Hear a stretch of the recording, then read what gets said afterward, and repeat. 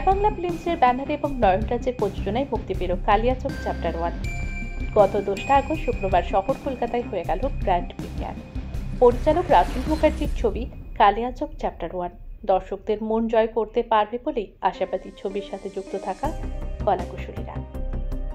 Kaliachak chapter 1-এ অভিনয় করেছেন রূপাঞ্জনা মিত্র, পার্থ সারথী, দেবপ্রসাদ হালদার, দেবব্রত দাশগুপ্ত, প্রতিম ঘোষ, নবাগতা পূজা সাহা, নবাগতা প্রিন্সি প্রিয়া ভৌমিক, নবাগত অসীম, এছাড়াও আরো অনেকে।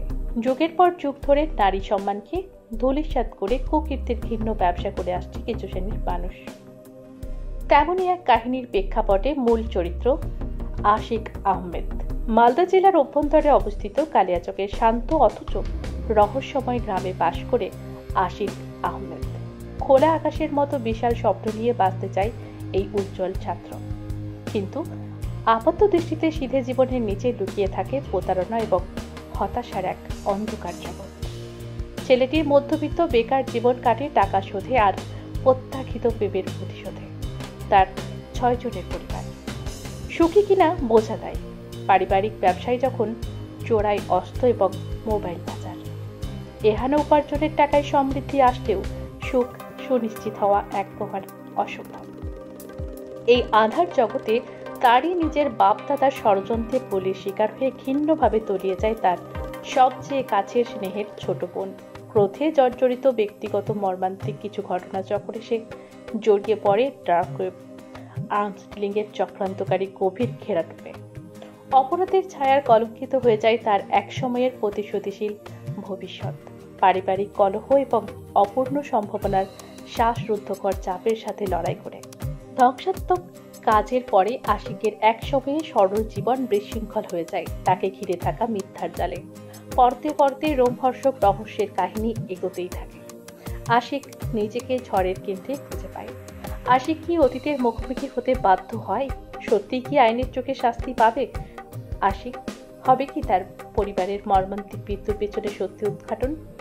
কালিয়াচক চ্যাপ্টার 1 চক্রান্ত এবং সাসপেন্সের একটি আকর্ষক কাহিনী, যা গ্রামীণ ভারতের পটভূমিতে পারিবারিক অন্তকলহ, অপরাধ এবং মুক্তির সুতোকে একত্রিত করে।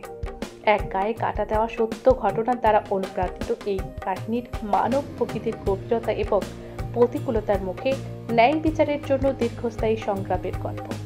তাই আপনার কাছের প্রেক্ষাগৃহে গিয়ে ছবিটি অবশ্যই দেখুন। আশা করছি ভালো লাগবে।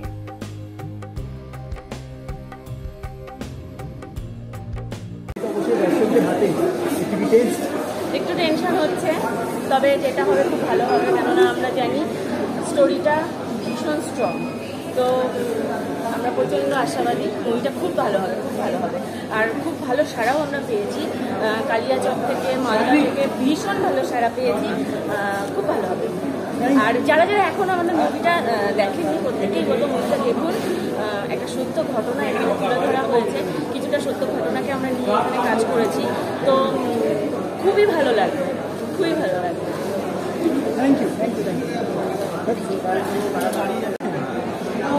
যাবো এবার? চলো চলো একটু পিছু। অবশ্যই ছবিতে দর্শকদের হাতে কি বলবে? আমি ভীষণ একটাই কারণে, বিকজ যে গল্পটা দেখা উচিত, বিকজ জায়গাটা ভীষণই একটা সাবজেক্ট। তো আমাদের গল্পের জায়গাটাই আসল সাবজেক্ট। জায়গাটার ব্যাপারে এবং বিষয়ে অনেক ভাবনা চিন্তা মানুষের ভিতরে আছে, এবং সেই ভাবনা চিন্তাটা যে আমরা চেঞ্জ করতে পারবো সেটা আমাদের দৃঢ় বিশ্বাস এই সিনেমাটার মাধ্যমে। এবং আর একটা দিক দিয়ে আমি খুশি যে রাতুলের ছবি, রাতুলের এটা সেকেন্ড আমি বিকির হল রিলিজ করিনি, কিন্তু এইটা প্রথম ওর হল রিলিজ। তার জন্য আমি তো ভেরি হ্যাপি। আর বিয়ের পর প্রথম একটা ফিল্ম রিলিজ করছে হলে, তো সেটার জন্য আমি খুবই খুশি আছি। Thank you. অভিনেতা অভিনেত্রীদের লাগছে, তো খুব ভালো লাগবে আশা করি।